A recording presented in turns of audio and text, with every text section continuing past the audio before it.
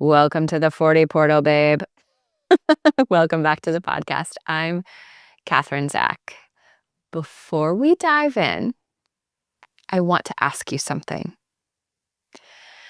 How much of your day today, your actual day, the hours you have, how many are spent managing other people's needs, other people's feelings, other people's calendars, other people's emotional lives, other people's dentist appointments, and how much of your day is spent on yours?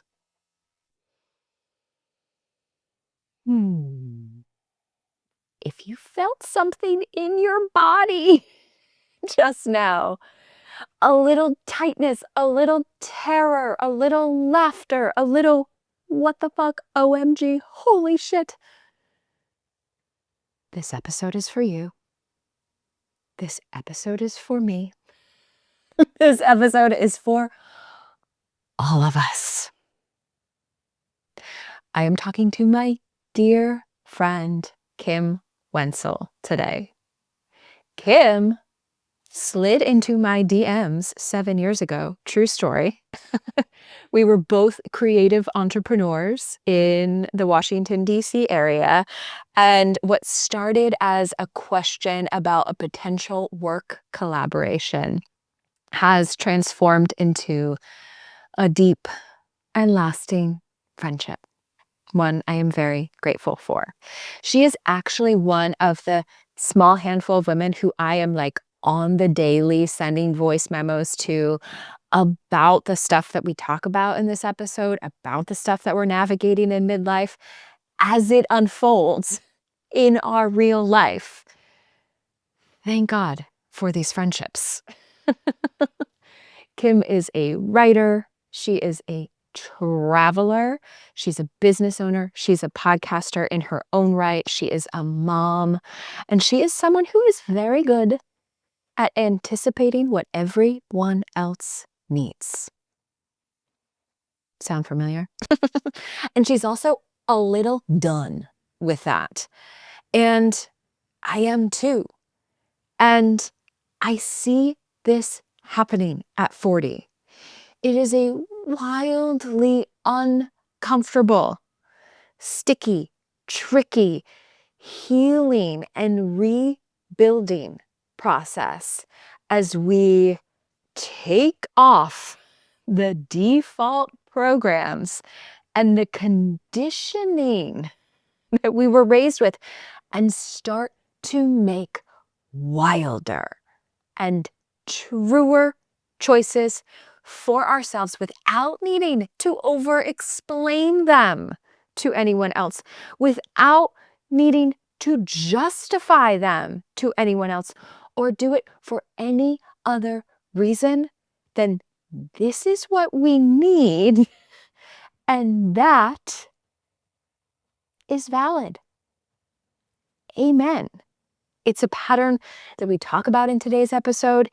It's one that I am seeing with the women who I know in real life, the women who I work with as clients.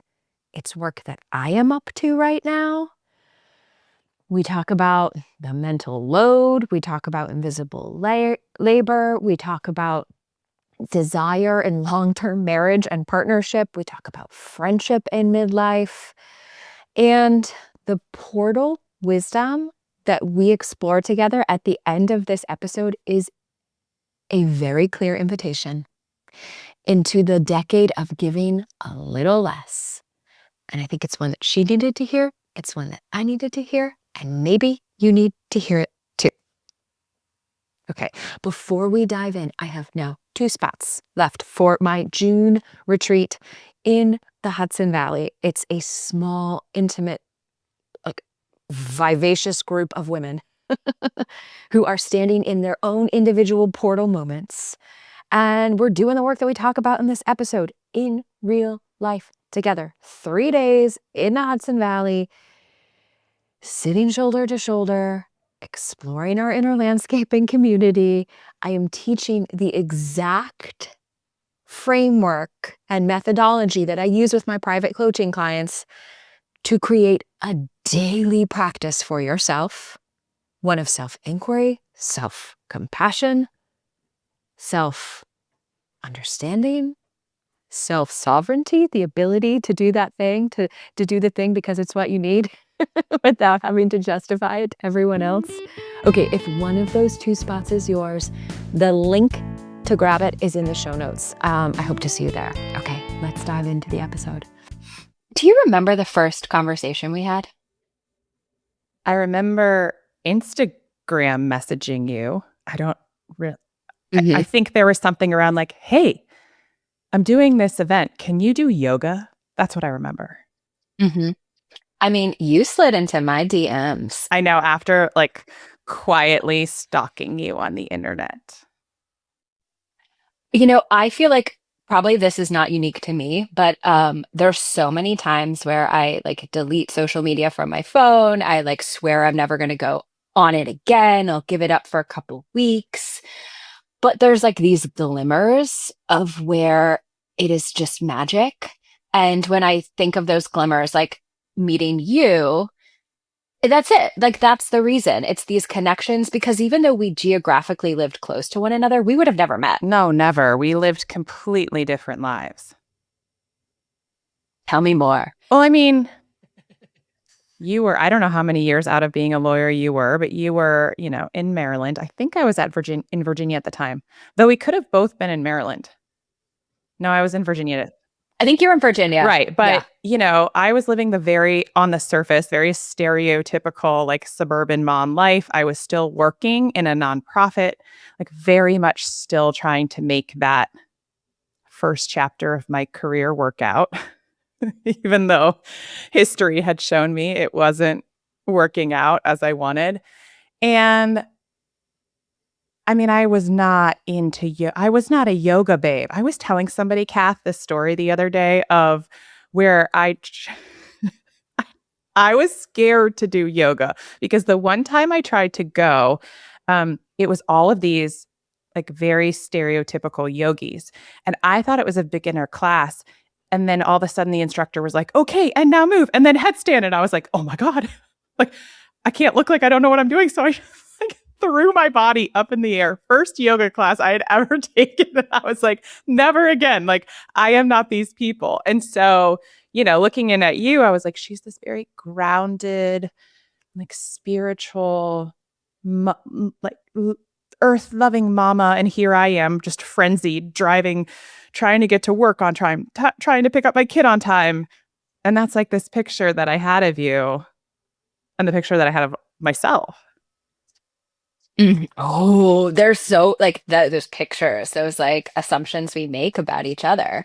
So eventually we talked, and I remember because I was like, I remember the room I was sitting in. It was like my back sun porch, which is so funny because now in this house, like it's the sun porch room is my office too. It's such an interesting, whoa, parallel because it felt very like much like a similar room. And we had a Zoom call and you asked me to do a yoga class at this retreat you were leading. And I was like, well, I don't just do yoga, which now that I look at that, I'm like, what was I trying to hide from too? Because, like, I don't know, call me a yoga teacher. That's fine with me now. But I think I was like, this is not really the way I work with people. This is not really the way I work with women. Like, this is a modality I use, but it's not the I actually point. felt that so strongly. And it's funny because I respected you so much because you were like, well, yoga is like a part of my work, but it's not just yoga. And here is what I tend to offer. And I was like, wow, look at this person who is like, I am happy to entertain this. Let's have this conversation. But just so you know, I'm not just the title that, you're hiring for an hour and drop in and leave. It's not that kind of transactional work. And I actually think that set the tone for us to be able to continue that conversation because here I was, which you didn't know, really struggling with how do I ask for the things that I need? Who am I? There's an opportunity coming along. I'm going to say yes, no matter what. And here you were being like, well, hi. I mean, I'd love to talk and learn more, but this is not exactly who I am. What's interesting to me as we reflect back on this is like, I don't think that I'm like 100% doing a great job at advocating for myself and my needs at every like interaction. And so I'm like, wow, what made me be able to do that in our conversation? We hadn't met. But I'm like, wow, was it because I was talking to another woman, someone who felt like a peer? I don't know. There's just something that's very curious for me about that. And we were able to get to that And I actually was conversation surprised that together. you even responded because I mean, yes, that was a little bit softer days of the internet where you could start to have this conversation. You didn't have your wall up like you were going to get pitched for something. But still, I mean, and this is my own insecurity. It will maybe forever be my insecurity as long as I'm in business for myself. But I didn't have some great large following. And you had been established in your career path for several years. And you were like, that doesn't really matter. Like it was a non factor how big my audience was. That wasn't weighing into your decision to continue the conversation.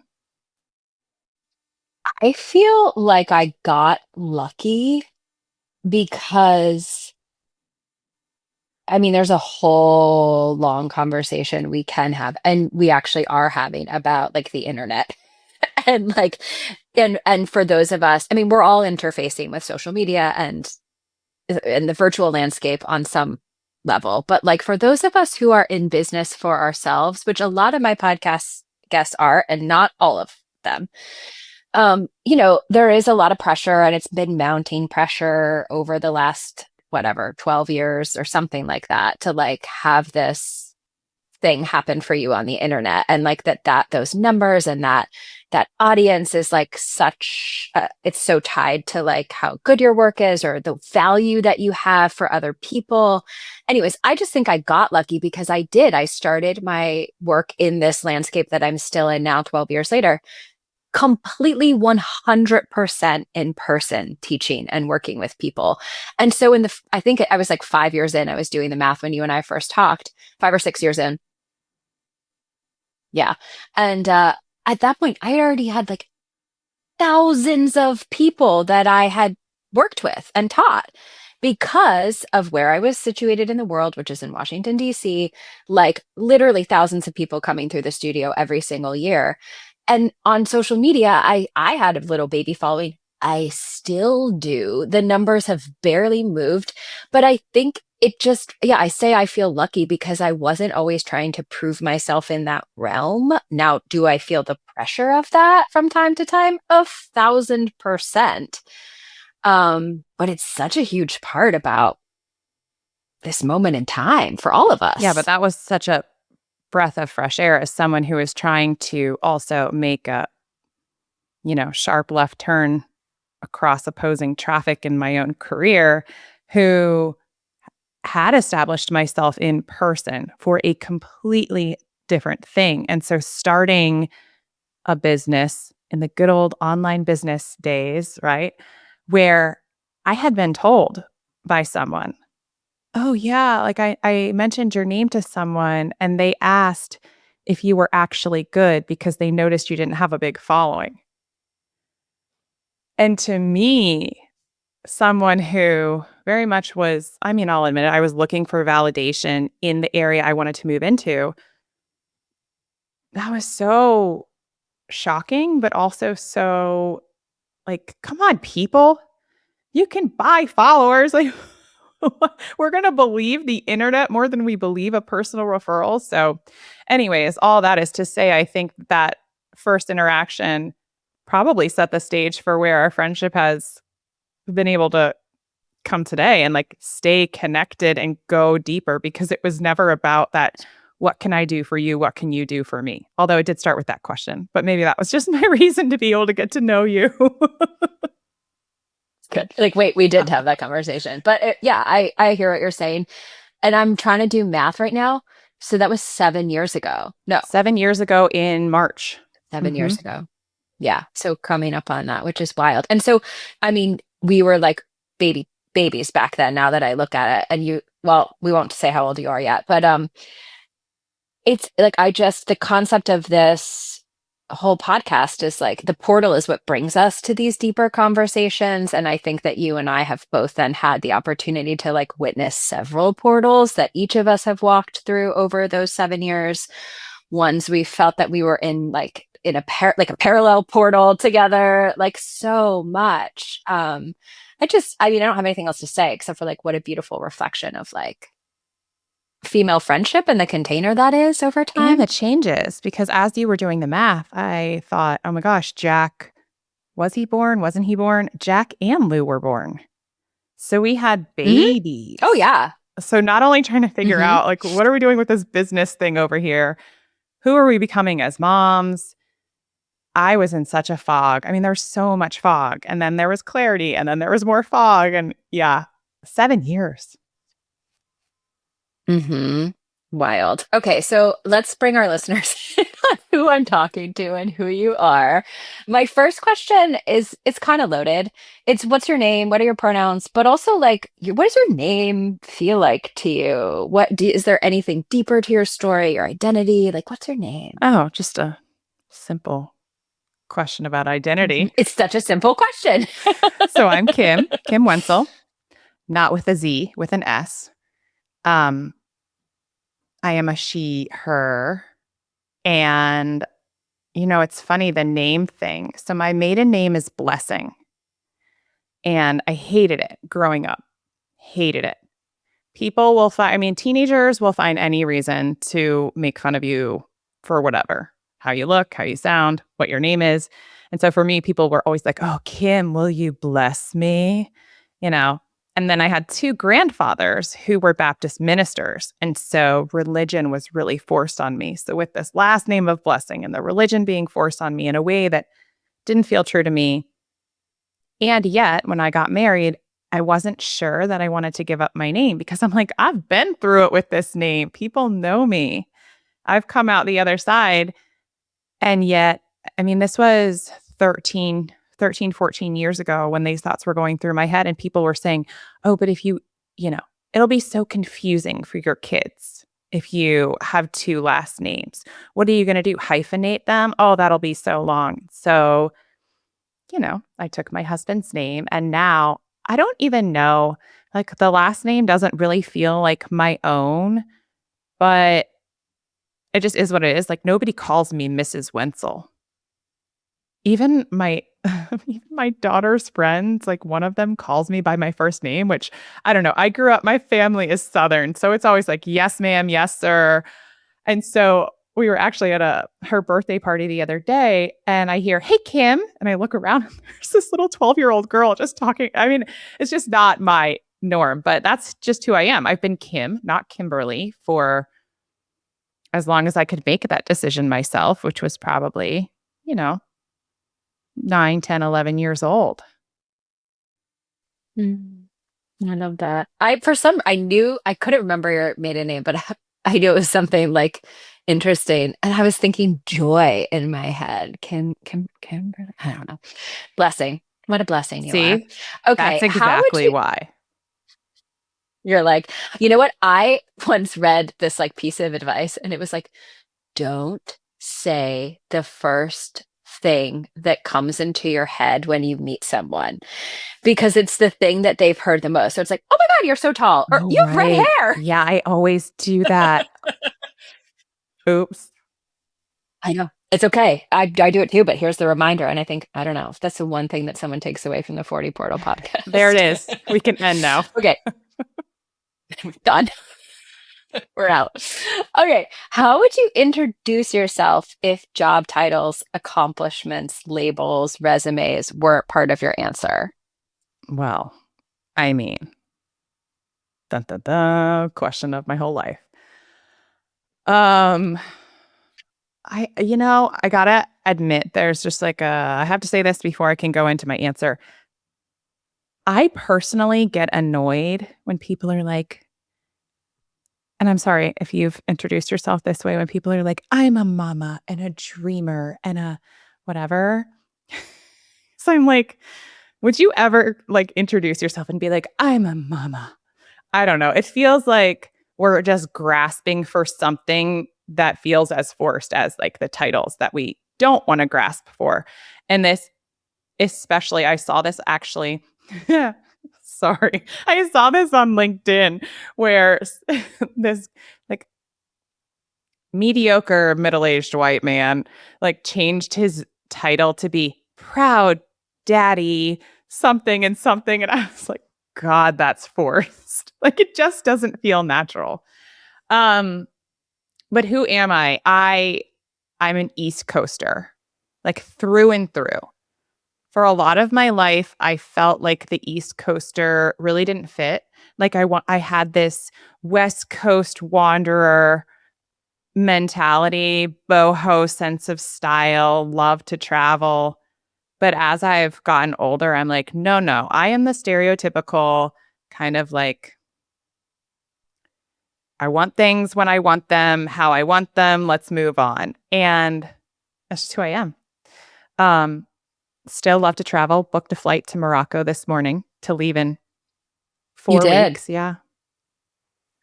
Going, that's going to Cool. be a solo trip. I'm going to Palm Springs tomorrow. That's going to be a solo trip. So really, really love traveling. Most people do, but I think when I think about the end of my days, one of my most existential worries is that I won't have seen enough of the world. Um, and I'm a reader. Oh my gosh, I'm like a book and magazine hoarder. I love reading. Um, and I'm writing. Writing has always been second nature to me, but it has taken on a different form lately because um, I'm doing it for myself, which is quite a different thing than, had I said like I'm a communications specialist or strategist. That was a title I wore and probably a through line through my career, but I'm a writer. Yeah. Okay, good. You claimed it because you said I am writing, Well, I and I'm like, questioned it because I was like, is that a title? You know, like a career title? yeah, I I think think it's like really who it I could am. be. I'm a writer. Like if I don't Yeah. write, I start to feel shaky. Mhm. And I yeah, I spend a lot of time as a primary parent, and there are some amazing things about that. I spend a lot of time thinking about what I wanted. I mean, anyone in our demographic, right?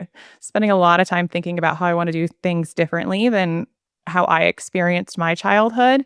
Not to say it was bad, actually, until about 5 years ago. If you would have asked me about my childhood, I would be like, oh, it's great. Like I had two loving parents, never needed anything. But, you know, running a business and having that teach you so much about yourself and just doing the work. Um, I'm raising a boy and a girl, and who are very, very different, and also bringing up a lot of who I am in that process. And it's a great joy, and it is very difficult. And I love dogs.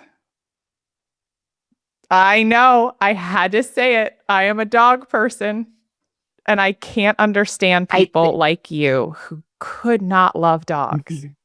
It just doesn't. Okay, you're the second person who brought this up Yeah, on the because you're the podcast. problem. Thank you.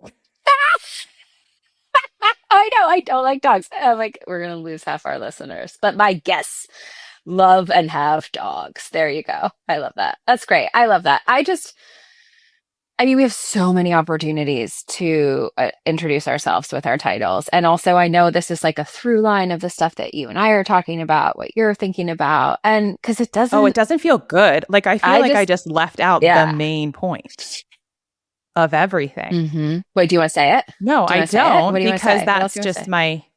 my, work. My work is thinking and writing and talking about work. And so to leave that out is this constant question that I have about, well, wait, but that's what I spend all day thinking about. Like, not in a sense of who am I without my work, because I've been able to work through that, but more of, I mean, you and I chose the life that we have chosen because it allows us the flexibility to spend time doing the things that we enjoy doing. And so from that perspective, to introduce yourself without any frame of context around how you spend most of your days, or at least most of my days. Not you. You're better at this than me. But yeah, feels a little unnerving. Don't worry, Kim. I'll link to everywhere people can Oh, find great. you. Thank you. That makes me feel good. Okay. Will you tell us how old you I'm are? 40 for now. And how old do you feel? Oh, I mean, like emotionally, 85. I think I feel like in my body, probably 40. I think I've been reaching for 40 my whole life. Tell me more.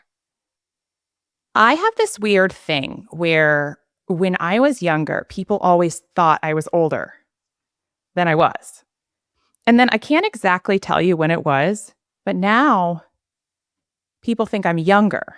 And I definitely don't feel like I look 30 something. I just think the concept of age has shifted so much with like skincare and beauty and all the things that we're doing. Look, I did not use moisturizer on my face until I was 30, I don't know, 37.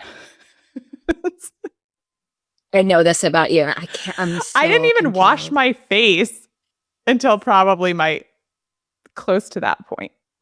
These are like, they're not things that I learned growing up. Like, I didn't learn how to do my hair. I didn't know how to do my makeup. I was a tomboy. I was an athlete, whatever. So, yeah, I think 40 to me is the age where I always thought, okay, you're like old enough to be taken seriously, but you're not so old that people start to dismiss you for being out of touch. Although having a teenage daughter will very much make you feel out of touch. Yeah, that was like another question. It's like, what is one narrative, one script that you were given about being a woman at the age that you are now? And does that actually map Oh, onto your not at life? all. Don't you remember 40 was over the hill? I mean, I have a distinct memory of my dad turning 40. It was the day I got my period. His 40th, yeah, his 40th birthday pool party. Okay. And I just remember it was him and his two best friends, and they had a joint birthday party. And 40, they had these big banners that said over the hill. And, somebody brought a cane and a, it doesn't even matter, like a blow up doll floaty. We all have this reference point. We know we can see this. We can see And it this. was just like, okay, well, now you're old. And I just feel, that was how many years? That was 30 years ago, 32 years ago. It's just, I feel like now the narrative that I'm hearing, which is amazing, is that 40 is just the beginning. Like, thank God I'm 40. Don't you agree?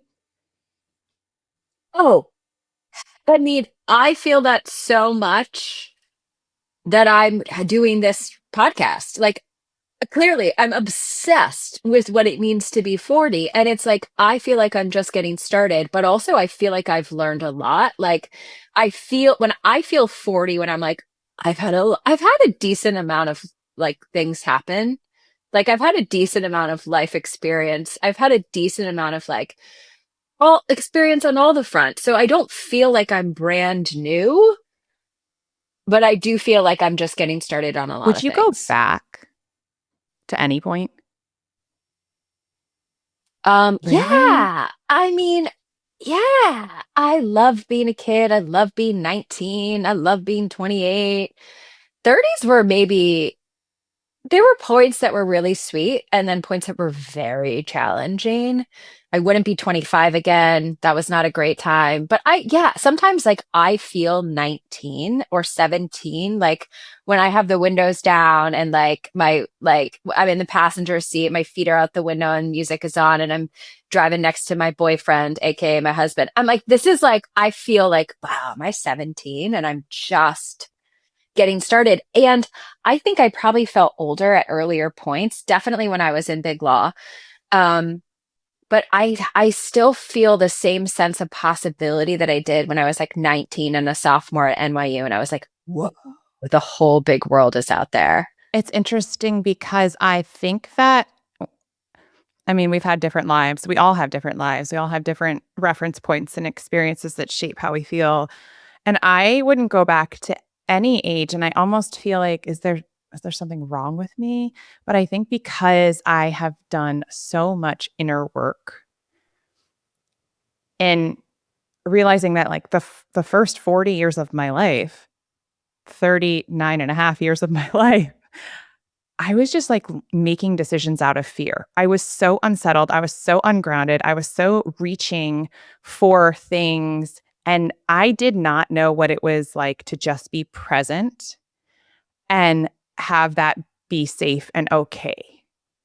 And so when I think, as you're talking, I was almost judging myself, thinking, oh gosh, is there something wrong with you? Like, did you just speed through life? But I think it's just with this wisdom that I have now, looking back, thinking, oh, you could have just slowed down. Like, you were safe, you were Mm. fine. So that's another question. What would 10 years ago you be surprised to know about you today? That it was all happening for a reason. And I know that sounds a little cliche, but I really struggled to find my path. And 10 years ago would have been 2016. I looked at, you know how this trend is going around with the, This is when I feel old. I'm like, what I is don't know the happening? trend. I Why are just people I just posting see this? I it. don't know. Okay. Did Mhm. you see my picture that I put? Yes, you commented on it. Oh my, I had like I mean, I love you, and I saw I that look at it picture. and I'm like, why was nobody saying anything? Like all of the alarms were sounding. I had blonde, like bleach blonde hair, short, very, very short, um, chunky necklace with like, the Ann Taylor blazer. I just so many different things happening at once. Like the really big fake eyelashes for my fancy photo shoot for my first business ever or second business. We won't go there. And I just, you know, I don't know. I just kind of wonder why nobody said anything. I looked ridiculous. Like, even if it was 2016, I literally looked like I was trying to find myself. You could pick me out of a crowd and be like, that girl does not know who she is. Mm. So would 10 years ago you be like, "Oh my god, I know who I am now. I'm so No, surprised." Like, what would she be I surprised think about? I was just I think it, I needed to hear that not everything was so urgent. Like I was in such a state of, if I just figure out this one thing, if I just meet this one person, if I just get this thing done. Kath, the reason that I decided to have my first child, get this, who I love very dearly. Like she's amazing. And yet I was like, well, I'm pretty bored at work right now. So it makes sense that I have the time to be able to take time off and have a baby because, as I advance in my career, I'm going to have less time off and then I'm going to have to make the decision. Like I was 17 steps ahead of where I was.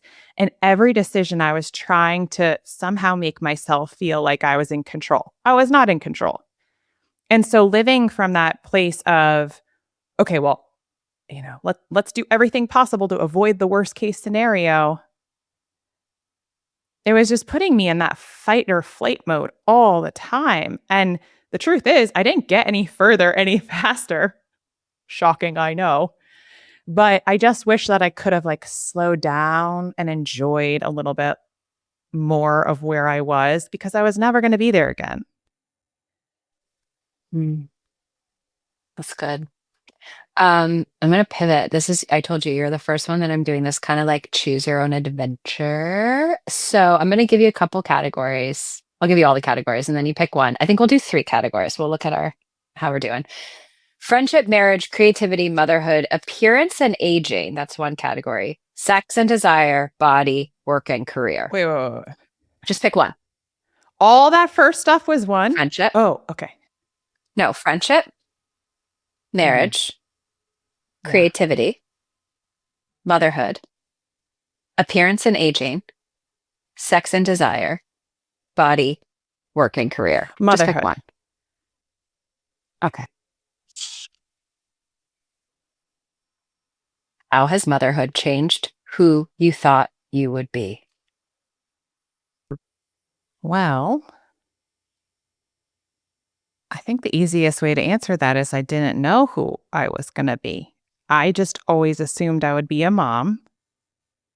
I always assumed that it would just slot into my life. I mean, honestly, I was like, well, life is hard, but choose your hard. And the decision to become a mother came very naturally, as did being a mother. But I think that the difficult thing for me was I knew going into motherhood, I didn't want to have to give up what I cared about. And I thought that, okay, well, I just need to be present when they're little. And the thing that's shocked me is how, as they get older, the emotional presence, not just the physical presence, because I'm around my kids so much. And I think that's what's surprised me. And I know the question was about changed me, but um, it takes a lot to not just be there, but to be open enough to recognize when something's going on that they're not coming to you for. And I I wanna be a I don't wanna say I wanna be a good mom. I know I'm a good mom.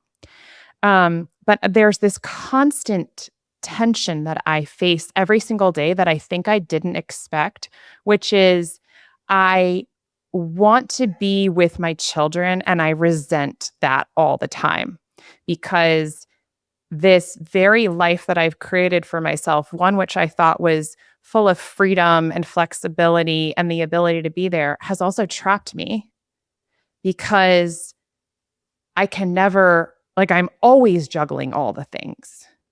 And so I can almost never turn it off because I'm like, well, if I'm the most flexible person in the house, then I should be able to go drop off the thing and keep track of the calendar and this and that and whatever.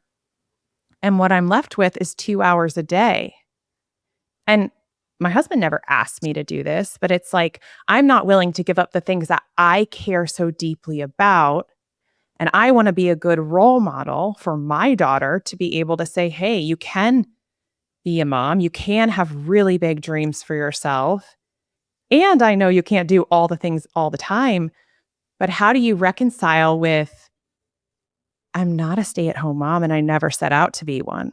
But sometimes I just feel so trapped in this decision that honestly, if I lived a more conventional life, had a more conventional, traditional job, I don't know, maybe I'd feel guilt that I don't feel now, but I think it might feel for me, just for me, because I can't speak to anybody else, a little bit cleaner because those boundaries would be in place. I wouldn't have to be the one putting them there. Mhm. We're done. Um, yeah, that's huge. That's big. And like so much of that, I'm like, uh-huh, uh-huh, uh-huh. I mean, I'm kind of shocked because I'm like a gender and sexuality major at NYU. I'm pretty like whatever. I'm a liberal lady. And I'm shocked how like traditional the kind of gender stuff has actually shaken out in my own life because I too am the more flexible primary parent. Like I mean, snow days come and all this stuff. It's like for the last 8.5 years of parenting, like I'm the one. And can you put your finger on anything that you would necessarily want to change? Like, do you want Yeah. to? I think for me, the reason I ask you that question is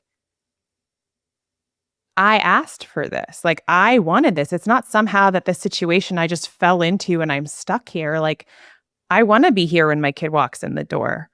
I want to be the one who has that steady presence. And I also want everyone in this house to recognize how important it is for me to have my big dreams too. And so it feels really hard to ever be able to complain about that because I chose this and I continue to choose this. But it's almost like, I don't know if you feel this way with your kids. Because I'm always here, that is their norm. And it's hard to see the world from their point of view. You can only see it from your point of view. And so in the seconds where I'm like, okay, dad's home, I can walk away, literally everyone just appears wherever I am at the house. And so to hold both feelings of, wow, they feel really safe with me, but also, God, why do they rely on me so much? There's no resolution there. And it's just hard to get things done. I think that's at the end of the day. Yes. Yes. And yes, and I don't know. Let's save that. I mean, are you gonna have a whole conversation about that? There's so much goodness in your answer, though. Do you remember any of the other categories you wanted to do? Oh, I'm scared to go here, but I think that means probably I should. Let's do the sex and whatever came after that word. It's not even that Oh, sexy. It's more desire. What do you want to do now that you were afraid to want before? oh, that's a hard one because I have been with my husband for 20 years, Half of your half life. of my life. And so I don't think you're allowed to want anything, when you settle down and I mean, I'll be real honest because that's just the way I play, but it's hard for me to be able to have conversations about desire when you just see the extremes posted out there. It's like, oh, well, we have a completely open marriage and, everything's fine. Or I'm just leaving my husband because I've outgrown him, or I'm just going to stay no matter what because it's best for the kids. Like those are the narratives that you see around desire. Or the ones that are like, I love my husband more now than I've ever loved him before. And that spark, I'm like, I don't believe you with your 17 children. Like, and you have a full social media influencer setup. Like, I think for me, I don't know if I'm allowing myself to desire. I'm trying to allow myself. It will be a constant work in progress. Something in between the extremes. Because I think that the extremes assume that we know. We like have absolute clarity. And I think when you're talking about within a relationship, within a very long-term relationship, the biggest hurt, the biggest questions that we have are in not knowing. Otherwise, we just move. At least us highly capable women who are, former honor roll competitive athletes, like we can do what we can do, but you know, is this perimenopause or like wanting to blow up my life or did I have a bad day or is this how I really feel? Who really knows? That's the t-shirt. That's the t-shirt from this episode. That's good. That's right. That's By right. the way, Yeah, no, I can I appreciate. add one thing Go to ahead. that? Yes. Libido changes are Hmm. real. And Yes. like this whole I'm hearing more about people taking like women taking testosterone and then there's functional medicine and all this stuff, all the stuff. And I've been through all the blood work and like I can't also understand again, is this 20 years of marriage? Is this low libido? Is this stress? Am I tired of everyone in every corner of my life wanting something from me? So I just felt like that was important to punctuate it all. Yeah. I feel like my libido changed as soon as I had my first kid. Oh. Uh-huh. Yeah. Um, I mean, this is like the stuff, like you said, there's so much like stuff we see that's filtered and like sensational. And I feel like the real conversations we're all having, or like I don't know, the reality of it is just so much more nuanced and so much like more boring or confusing or mundane or whatever. I also, and you and I have talked about this, or maybe we haven't, but I find like there's capacity, right? There's time, there's stress, there's whatever. I find that when I'm in super creativity mode, like I'm making stuff, that definitely has an Okay, in impact what way? on, oh, all my juice goes there. Oh, I feel the opposite. I'm like, Interesting. something unlock. I thought that's where you You're like, yeah, like when I'm no, allowed I'm the myself opposite. to like just fully get in it, I'm like, "Oh my god, like everything wants to rock and roll. Mama's ready." Oh, I have the opposite. I'm like, I am writing a book. Uh-huh. Ah, Yeah. it goes there. Like, or like, and I even notice I don't even want to make dinner. Like, I love cooking, but if I am like locked into my creativity, like all those other pleasurable things kind of like fall to the background. Yes, the deep work. One thing at a time, though. Yeah. Okay, let's pivot to our last and then we'll get into the 40 portal question. Do you remember the categories? You want me to say them again? What's left over? Can you choose one for me? You're like, "I'm happy to do that." This is friendship. If you could design the perfect friendship for this season of your life, what would that look like, feel like? What would it Oh, I include? can answer this because that friendship has been on my mind for so long. Um, Must-haves, just because there's silence doesn't mean there's anything wrong, but also checking in on you, right? Like, "Hey, haven't heard from you." Well, if you're friends with me, you're probably always hearing from me because I'm bothering you with my voice text, but, um, not just you, e We've every had we've had periods of not talking. We've had periods of like a not few talking. weeks, never months since we've met. Not months, but like maybe 2 months, like seven No, I weeks. I don't don't you're know. making this Maybe. up. Um I got receipts. No, I don't know. Yeah, I think it's someone who also I can, um is not always rushing to fix something. I think what I need in friendship right now is someone who I can just sometimes be witnessed by, and, and also remind me that it's, like, not that serious. I need some, like, goofy memes or, um, like, "I thought of you when I saw this." That means so much. Um, and I think because I'm holding so much for other people, those little things like handwritten notes, or I was just thinking yeah, I think it's like that I was just thinking about you or checking in on something that I mentioned and, like, actually holding that. Because I feel like in so many of my relationships okay, I'll explain this in this way.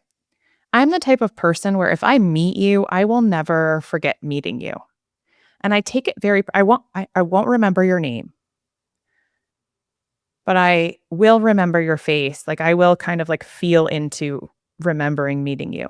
So when I have to be introduced to someone multiple times as if it just didn't cross their radar that we had met, I take that very personally, and so I think reflecting that back to me, my friendship true friendship circle is quite small, but it's so deep, and it's I can say the things that are so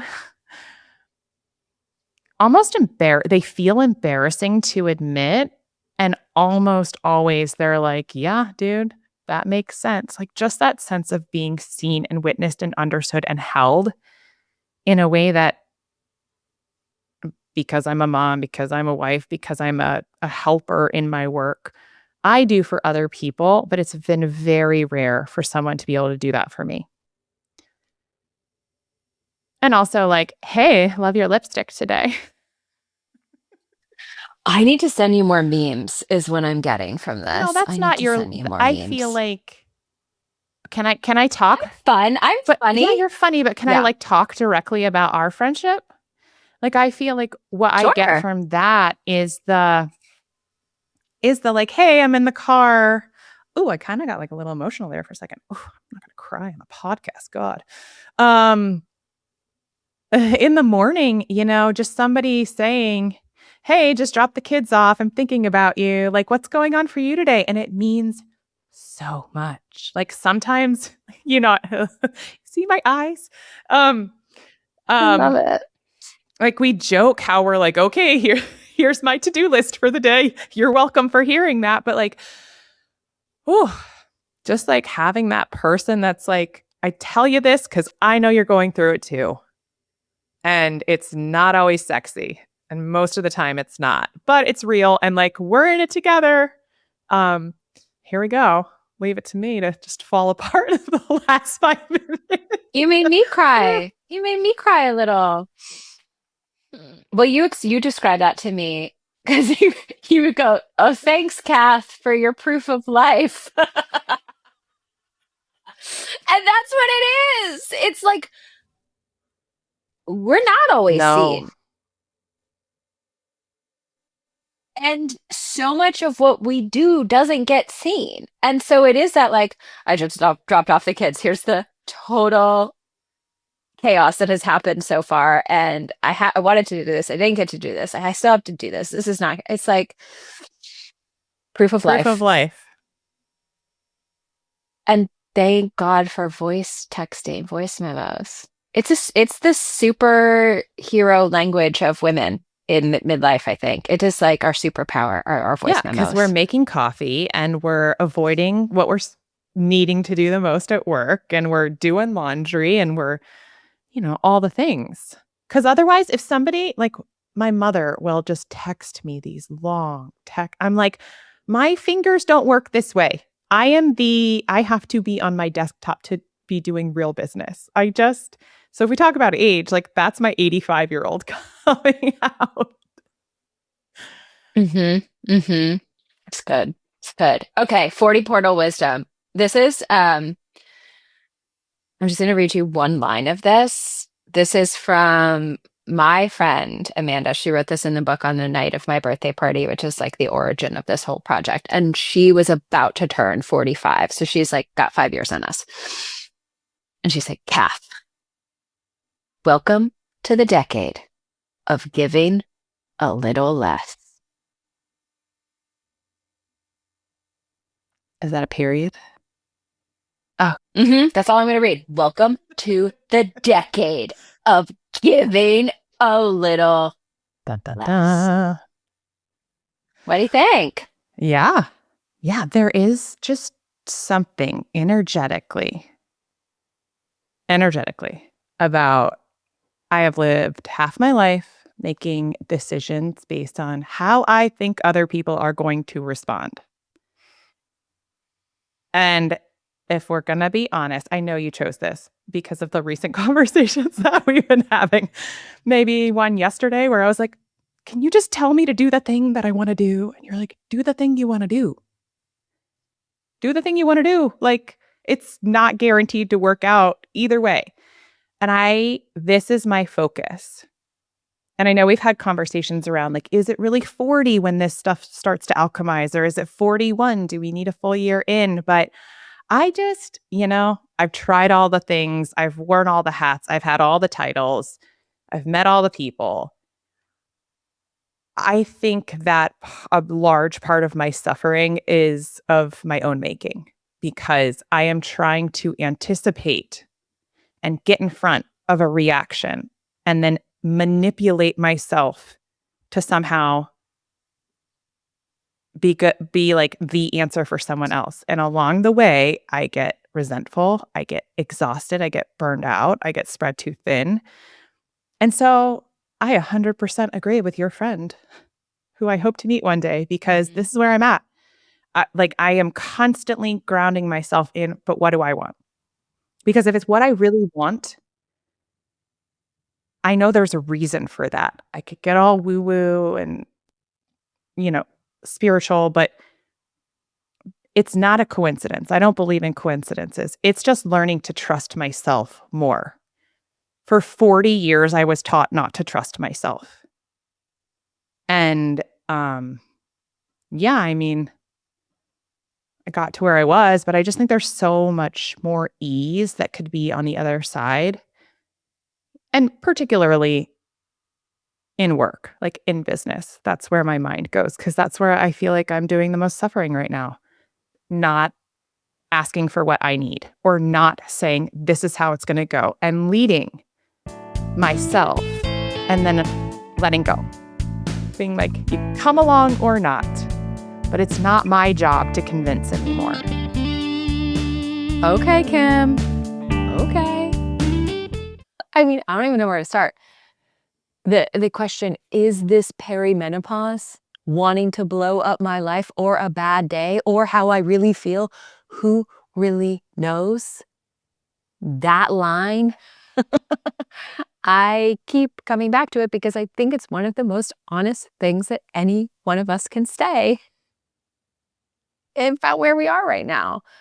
And it's also one that feels kind of terrifying to say out loud. And there's so much power when we do. So here's what I want to leave you with today. If that landed or something else landed for you in this episode, or there was a moment where you thought, yes, that, I want you to do two things. Two things. First, send this episode to a woman in your life who needs to hear it. You know who she is. She just hasn't heard the episode yet. Send it to her. Second, leave us a review. Leave the 40 Portal podcast a review. A specific one, not just 5 stars, although I will take those too, but tell us what landed. Tell me what landed. Tell me what you're thinking about. Tell me what you want to hear more of. And those reviews help us make better episodes in the future and also helps other women find this podcast. Okay, I have 2 spots left in the June retreat, June 17th through the 19th here in the Hudson Valley. Small group, real work, in person. The link is in the show notes. Okay, thank you so much for simply being here. I will see you right back here in the portal next week.